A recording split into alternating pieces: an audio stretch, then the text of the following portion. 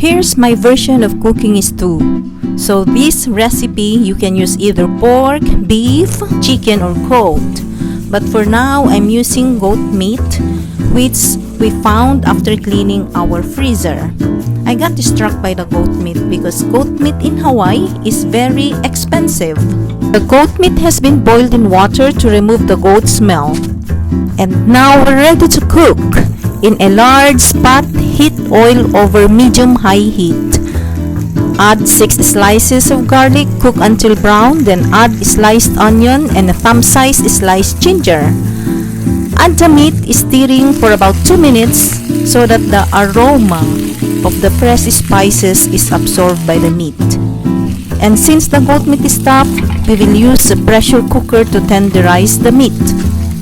Add a small can of pineapple chunks or tidbits, whatever you have at home, 3 Hawaiian chilies, about 3 tablespoons of oyster sauce. For here, I'm just approximating my ingredients.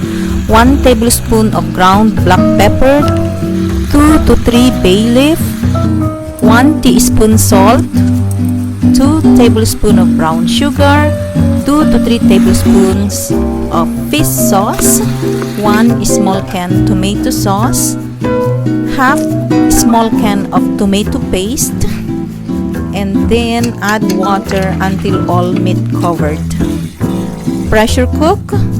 While pressure cooking for 15 to 20 minutes, let's now prepare the vegetables.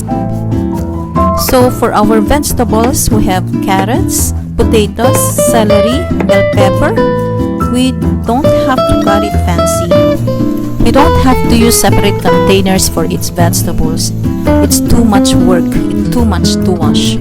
So for us who are busy, we just have to prepare it while cooking also the stew.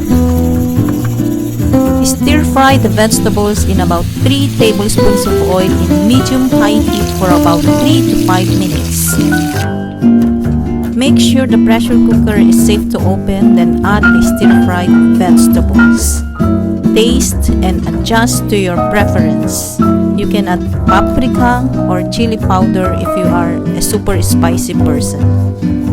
Here, I also use a pounded skyflakes to thicken the sauce, and this makes the flavor of the stew more umami. We're almost done. We have to stir until all incorporated, and if you want, you can add cheese to make it more tasty and a bit cheesy.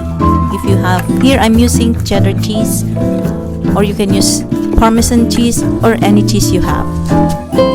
And here's our end product. It looks so good. This goat stew, it looks like beef stew. Mahalo for cooking with me. Please give us a thumbs up and click the button on the right below to subscribe.